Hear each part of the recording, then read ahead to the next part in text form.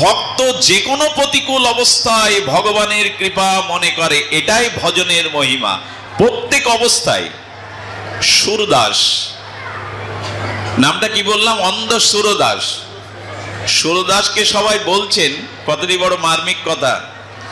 অন্ধ সুরদাসকে বলছেন, গোবিন্দ তোমাকে অন্ধ করলো, আর এত সুন্দর পদ রচনা করো, ভগবানের ভজন করো, ভগবান প্রকট হয়, তো তুমি অন্ধ, এটা ভগবানের কি কৃপা তোমার উপরে। সুরদাস বললেন, কোন বস্তু যদি কাউকে দেয়া হয়, সেই বস্তুর দায়ভার, রক্ষার ভার তার উপরেই পড়ে। পড়ে কি না? মহাজন টাকা দিয়েছে, সেই টাকাটা নিরাপদ স্থানে যোগ্য ব্যক্তির কাছে পৌঁছে দেওয়ার দায়িত্ব তো তারই পড়লো। তো চোখটা ভগবান যাকে দিয়েছে, সেই চোখের সদ্ব্যবহার করা, চোখের সুরক্ষা বা চোখের দায়ভারটা তার। যেমন গর্তে যাতে না পড়ে যায়, তাই না, উঁচুই উঠতে গিয়ে যাতে হোঁচট না খায়, এই দায়িত্বটা কার? তখন যাকে চোখ দিয়েছে তারই। কিন্তু ভগবান আমাকে চোখ দেয়নি, মানে দায়িত্বটা ভগবানই নিয়েছে, যাতে আমি পড়ে না যাই, যেখানে যাই ভগবানই নিয়ে যায়। অন্ধ ব্যক্তি ভগবানের কৃপা মনে করে কি বলছে দেখুন, আরে বাবা, আরে আমার চোখ দেয়নি ভগবান, মানে এখন দায়টা ভগবানের, আমি যাতে খানাখন্দে না পড়ে যাই, ভগবানের কাছে যেতে পারি, এখন দায়িত্ব তো হাত ধরে তাকে নিয়ে যাওয়া। ভাবা যায়? এই সুরদাস একদিন দেখছে চন্দনের গন্ধ, আর বাতাবরণে সেই দিব্য গন্ধ, মালার গন্ধ, চন্দনের গন্ধ ভেসে আসছে।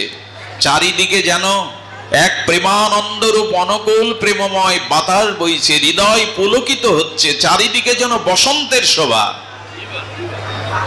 সুরদাস মনে করলেন, কার আগমনে এমনটা বদলে গেল প্রকৃতি। গোবিন্দ বলছেন, ললিত ত্রিভঙ্গ ঠাম অরিন্দম সুন্দর মনোহর ব্রজেশ্বর। শ্রীকৃষ্ণ বলছেন, সুরদাস আমি এসেছি তোমার সামনে। বলে, প্রভু এসেছো তাতে আমার কি? আমাকে তো অন্ধ করেই পাঠিয়েছো।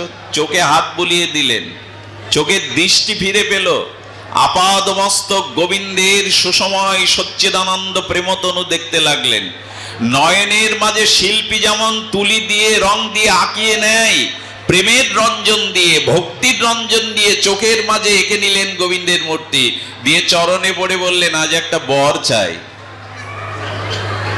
গোবিন্দ বললেন, আমি তো তোমাকে কৃপা করে দর্শন দিলাম, চোখ ফিরিয়ে দিলাম, বর না চাইতেই তো আমি দিলাম। বলে, ওটা তুমি দিয়েছো, এবার আমার চাওয়ার পালা। আমি তো চাইনি, এটা তুমি দিয়েছো। কি চাই সুরদাস? চাই প্রভু এই মুহূর্তে আমার চোখ আবার অন্ধ করে দেন। কেন চাইছো এটা? বলেন, প্রভু যে নয়নের মাঝখানে তোমার রূপ একবার এঁকে নিয়েছি, এই জগতে অন্য কোন রূপ যাতে আমি আর না দেখি, অন্য রূপে যাতে দৃষ্টি না যায়, এই জন্য আমাকে অন্ধ করে দাও।